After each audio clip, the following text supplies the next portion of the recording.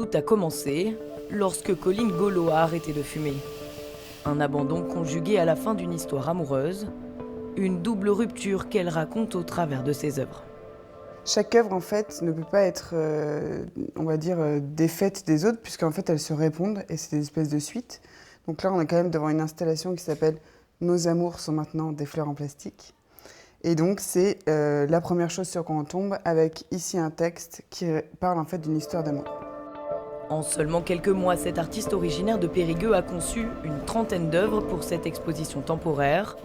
Sculptures en porcelaine, textes, gravures sur marbre et peintures s'entremêlent avec les pipes à tabac et autres objets du musée. C'était assez intéressant de voir comme la collection et l'œuvre se répondaient assez bien, autant dans les coloris que dans les sujets, etc. Et du coup, par exemple, ce papier peint n'y était pas. C'est vraiment une création qui a été faite pour le musée. Ce sont des fleurs de tabac. Une scénographie inédite pour le musée, mais aussi pour cet artiste diplômé des Beaux-Arts. Colline a séquencé son exposition en chapitres, de l'arrêt en passant par le manque. Elle termine avec une métaphore de l'émancipation. On va dire que je me suis inspirée de mon histoire et que j'ai essayé d'en créer une qui était aussi assez universelle, puisque les sujets qui sont traités, que ce soit les violences faites aux femmes, que ce soit l'addiction, l'amour, etc., je pense que c'est assez universel et que ça peut justement répondre à pas mal de problématiques.